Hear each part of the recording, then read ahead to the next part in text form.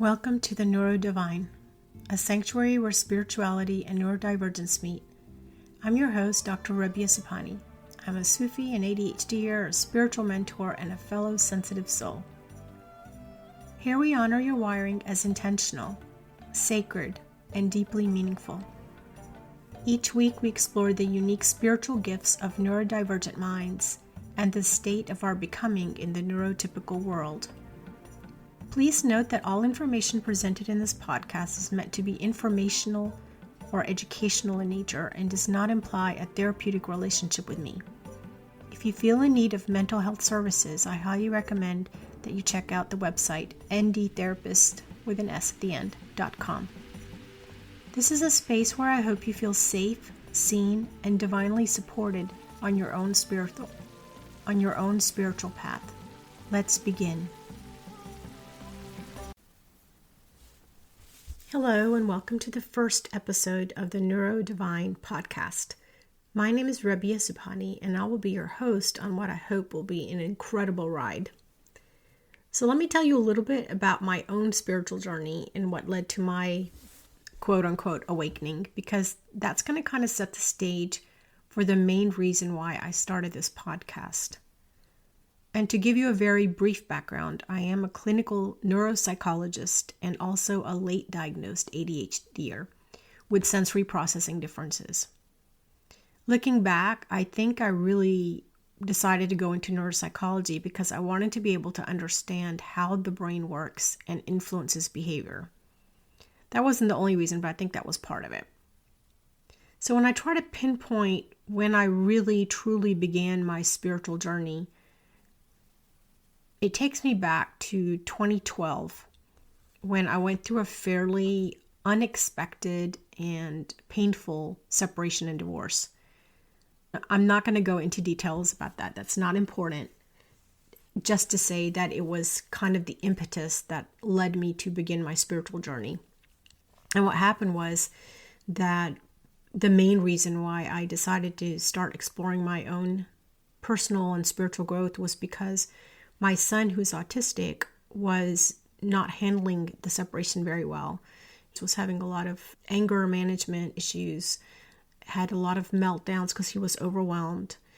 And at one point, it was literally me and him screaming at each other. And I had a lot of shame around this because I was the adult, I was the professional. I had no business yelling at him. And I had a lot of just a lot of guilt that I had gotten to this point where I'm yelling at my poor child who needs me to be caring and compassionate instead of me dealing with my own issues. And so I decided that it was not his responsibility to change, it was mine, because I'm the adult, I'm the mom. I need to do something to make our relationship better. He was already going through a lot of stuff. Basically, he was a child and it was not his responsibility. And I knew he was overwhelmed.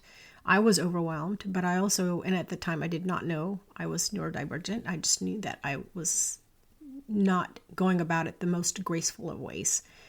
So anyway, I began my own spiritual journey. I began with mindfulness and went into spiritual retreats. I did a lot of training. I actually did a 2-year program with doctors Jack Kornfield and Tara Brock on mindfulness and meditation,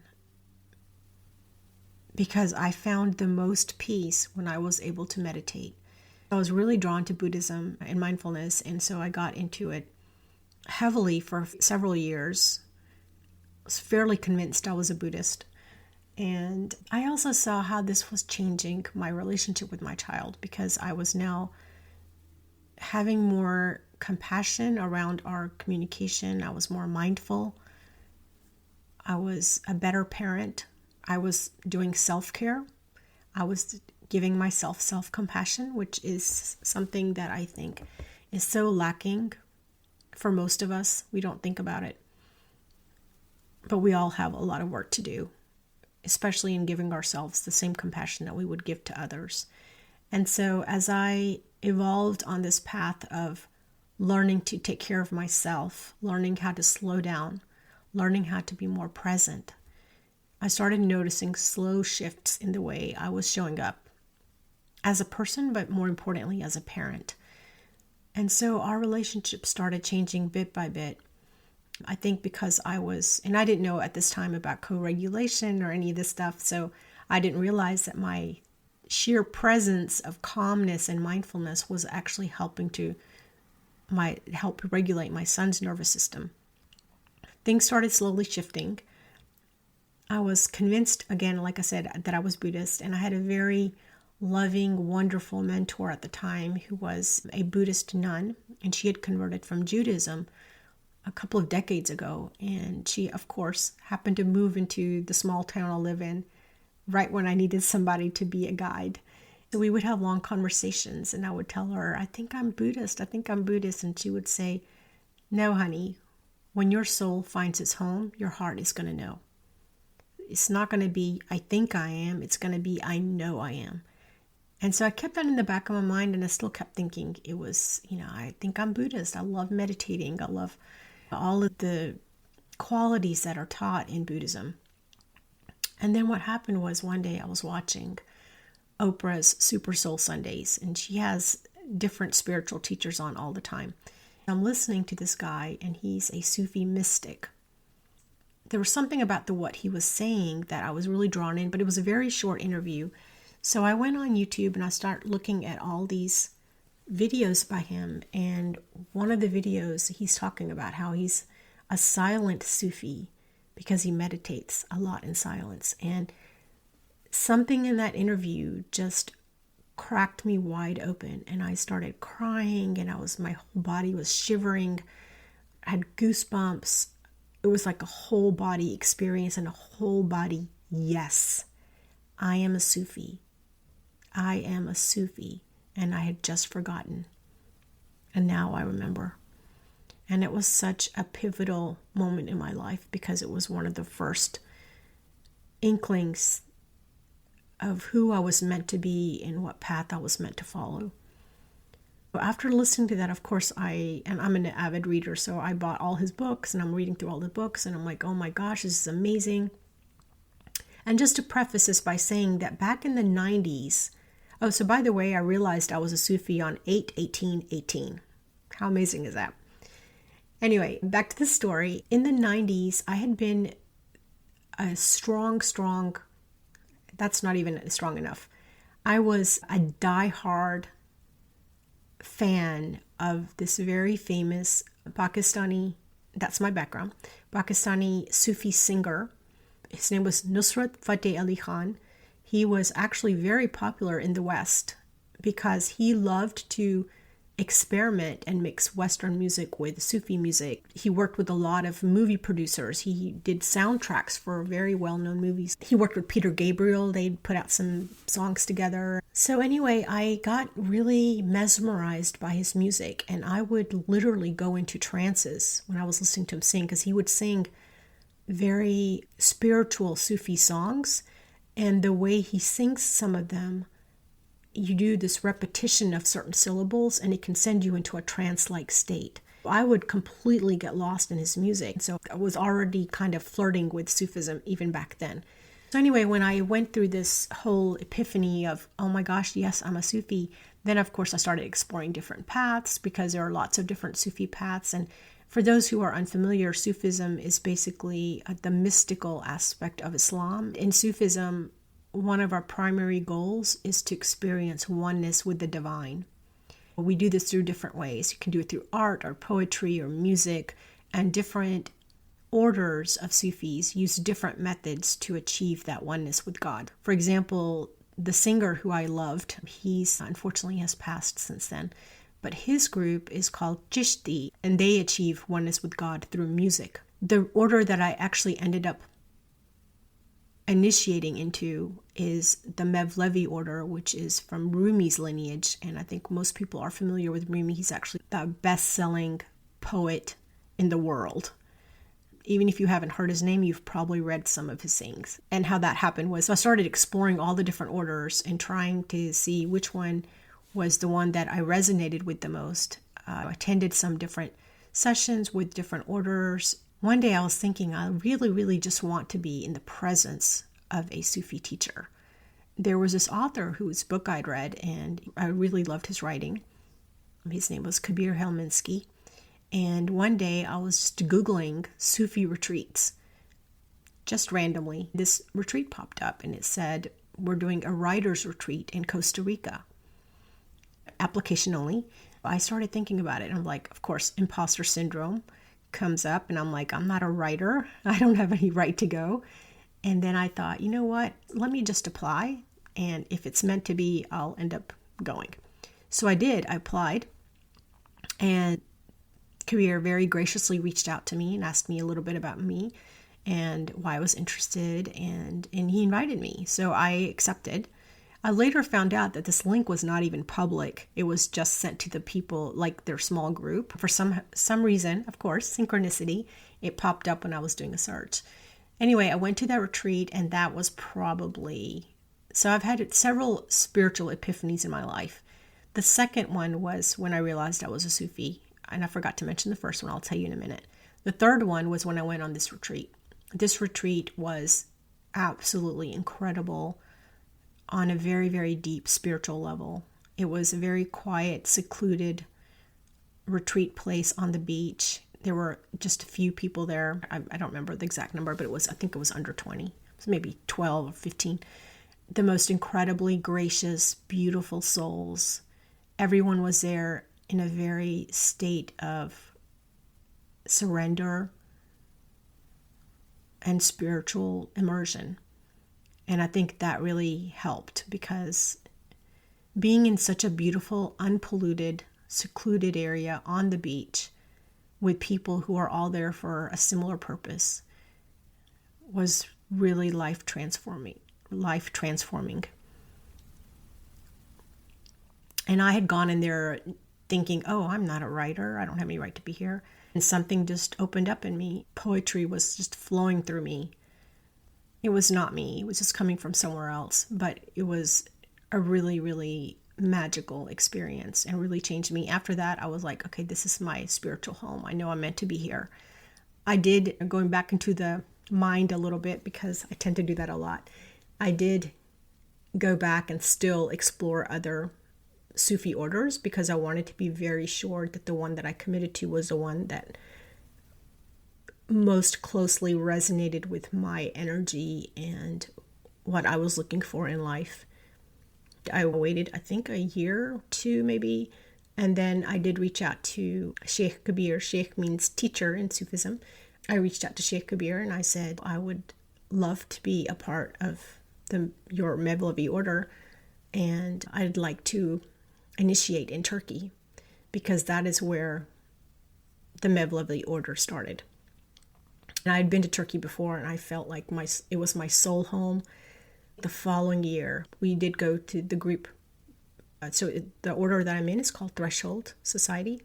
So we did go to Turkey the following year, and I did initiate, and those are like my fourth and fifth spiritual epiphanies, because I did have a somatic healing session before I initiated, and that's probably a story for another day. All of that to say that after these experiences, as I have slowly evolved on the path, even before Sufism, everything I've done has led me to the point where it's no longer enough that I am just a neuropsychologist. That part of me seems less important than my spiritual side. But what I didn't see before, and I can see more clearly now, is that it was all done for a purpose. Because at this stage of my life, at this stage of my spiritual development, I want to live everything from a place of complete soul alignment. I want my job, my personal life, my spiritual life, my mental, emotional life, all of it to be in one beautiful, glorious whole. So that's what I've slowly been doing. I've been evolving over the years, and if you ever go to my professional website where I do assessments for adults who are neurodivergent, you will see that there's a lot of woo-woo sprinkled into the site, because I really want to call to me the clients who are into spirituality, because I think that those are the people that I am meant to help. Those are the people who I'm meant to, in some way, shape, or form, bring out their glory, their gloriousness, their magnificence. I think it's ironic that I think it was last year, I realized that I was also an ADHDer, and that really changed things up for me. It gave me a whole new perspective on, growing up, my childhood, and why and how does that integrate with my spirituality? How does that show up? So now at this stage of my life, what I really want to explore and what I want to really dedicate maybe the future of my professional and personal life is the intersection of spirituality and neurodivergence. Because as I've grown on this path, and this is a part that I kind of left out. Oh, before I do that, let me tell you my first spiritual epiphany. That was in 2012 when I read a book. I lost my dad very tragically in 1999, and I really never got over that. I didn't really process it. So it was a really deep wound in me. And in 2012, I started reading books by authors who had had near-death experiences. And I read this one book. It was called Dying to Be Me by Anita Moorjani. And this book was my first real experience of reading about unity consciousness. We're all one. The collective consciousness, the universe, whatever you want to call it. That was my first real exposure to this mind-boggling knowledge that we are all really just one. And I had never, I don't know why, but if I had read it, maybe I wasn't ready to receive it. But when I read this book, my eyes were completely open. I was like, oh my God. This lady knows the truth. This is the truth of life. This is what I always knew at the back of my mind, but I didn't know how to verbalize. So this book was my first, I would have to say, my first big spiritual opening. The second one was when I remembered I was a Sufi. The third one was the Costa Rica retreat. Fourth one was a somatic experiencing healing that I had done in Turkey prior to my initiation. This, I won't go into a lot of details about this one because I don't want to bore you, but I will just say that literally in about 15 minutes, the Sufi somatic healer took out probably 20, 30, 40 years of trauma out of my body. And I felt like I lost a lot of weight after it was done. It was painful, and yet it was perfect. I thanked him afterwards. He was apologizing for hurting me. I was like, no, I needed it. I just feel so much lighter, and it was amazing. And then the next day was my initiation into the Sufi order. My teacher was asking me about the somatic therapy or somatic experience, and I was like, yeah, it was really painful. And he said something like, the vessel has to be empty for the receiving. And I was like, oh, yes, of course it does. Of course it does. The next spiritual epiphany was my initiation when I dedicated my path to this Mevlevi order and began my journey as a dervish, as we're called. After that, I'm kind of going back and forth, but I want to make sure I cover all my important bases because part of the biggest epiphany I've had over the last 2 or 3 years has been the importance of body work. And I don't think that it's addressed enough in a lot of spiritual work because for me, my spirituality had always been from the neck up. I mean, literally, I could sit there and meditate for hours. I could do all the practices, meditate, like gratitude and abundance and kindness and self-compassion. But I really neglected my body. I just didn't think of it as part of my spiritual work because I thought of the body as something separate from my spirituality. And so that first healing session in Turkey was my first kind of understanding how important it is that you do address the body. The body is part of you. It's not separate from your soul. It's part of your soul. And so that was my first inkling that I needed to start addressing the body. And then last year, last year, I kept getting the knowledge that I needed to go back to the body, and I couldn't figure out what it was. I joined a gym, still kept getting the calling. Every time I'm in meditation, I get these knowings, like I call it God talking to me. But I was like, okay, there's something going on. I need to do something about my body. And of course, the universe delivers when you ask, because I was literally talking to God one day and I said, I get the message. I need to work on my body. I have no idea what to do next. Please help. And the next day, I kid you not, I get an email from this guy I randomly follow. And he says, I have a treat for you. I'm offering a free masterclass on a Sufi somatic healer tomorrow. So I was like, of course, I've got to join. So I joined and I met the most incredible, amazing Sufi healer, who I'm very, very honored to call a really good friend now. His name is Musa. And I will actually be interviewing him on the next podcast because I think it's so important for him to be able to share his story and also give us insight into this whole spirituality and neurodivergence combination, because he also is neurodivergent.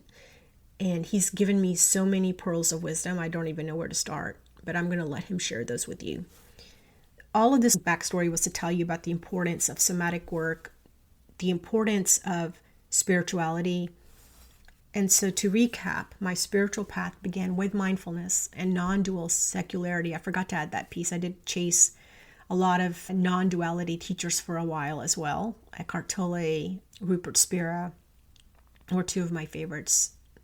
And then ended that day that I remembered I was a Sufi. So this radical path of love, as Sufism is often called, has been my greatest savior, as I've mentioned. As I have become more and more immersed into my spirituality and have kind of woven that into my professional side, I've realized that my true passion, which is what I want to focus on from now on, is the intersection of spirituality and neurodivergence. Like I mentioned earlier, my main traditional job is adult assessment for autism and ADHD, mostly of women, and then I also do coaching or spiritual mentoring on the side. But slowly over time, it's become more and more intertwined to the point that most of my coaching or mentoring clients tend to be neurodivergent, either diagnosed or undiagnosed, it doesn't matter to me.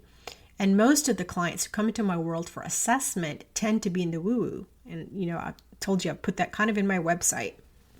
As these two worlds have merged, I've come to the understanding that this is no surprise. I am attracting exactly the kinds of clients with whom I want to work. They're open to their spirituality and they know that they're here to do more. And as my level of consciousness has risen, so has my understanding of the importance of neurodivergence in this current world paradigm. If you are into spirituality, you will understand this next section. This sets the background for the podcast. As you do the spiritual work, the personal growth work, exploring your shadows, finding your triggers, understanding that we are all mirrors of each other, and we're working through those issues that crop up when we see something in somebody else that we don't like. As we're clearing the trauma that's stored in our body. As we do all of this work, we start clearing the vessel, which is the body, in order to be able to receive. So the divine, God, Mother Nature, the quantum, works best through clear vessels or channels, if you will.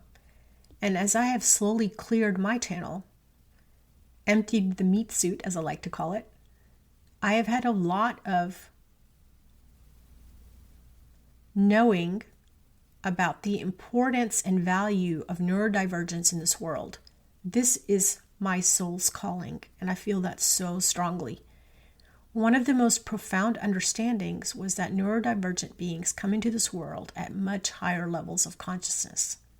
So if neurotypical people come in at 3D levels, neurodivergent people come in at 4 to 5D, if you're going by levels of consciousness by, I think, David Hawkins did those levels.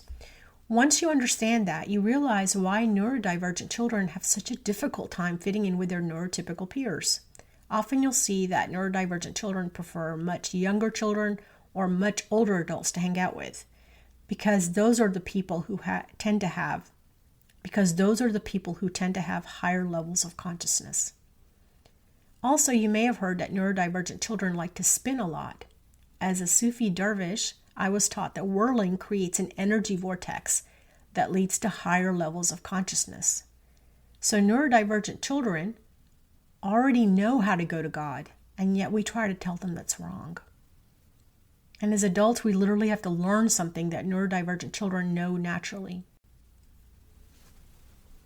So coming back to my own case, I was a late diagnosed ADHDer, as I said, and once I realized that, I was able to look back at my life through a completely different lens. The impulsive urge to follow my interests at the time, the desire to create multiple different businesses, have tons of hobbies, the impulsivity, the internal agitation to always be moving, the restlessness, all these traits took on new meaning. And I also gave myself more self-compassion once I recognized that this is my neurotype and this is how it works. In the spiritual sense, as I have evolved on this journey, I've really embraced my ADHD and how it allows me to collapse time and live in multiple timelines at the same time. So a wise mentor of mine told me this, and this is Musa again. He told me this about a year ago, and I didn't really quite understand at the time, but I really get it now. I'm going to be interviewing again, like I said, for the next podcast, so I will let him explain it in more detail. But he described this to me as a beautiful, whirling Sufi dance where you effortlessly stop during the dance to pick up something or do something, and then just as effortlessly put it down. Keep whirling or spinning, and you stop to pick up something else, and then you put it down, and so on. So it becomes a beautiful, endless, whirling dance of effortlessness and peace. So prior to my really embracing my neurotype, I would struggle with which project or hobby to focus on, when to move on, and when to pick it up again. Everything felt unfinished, undone, and I felt a lot of guilt and frustration, some hopelessness. However, now it feels like a beautiful, endless, whirling dance of effortlessness and peace. And I know it's an ongoing journey, so in between my interviews with other people who are navigating this incredible intersection of neurodivergence and spirituality, I will do some informational podcasts on practices that help us integrate these two worlds.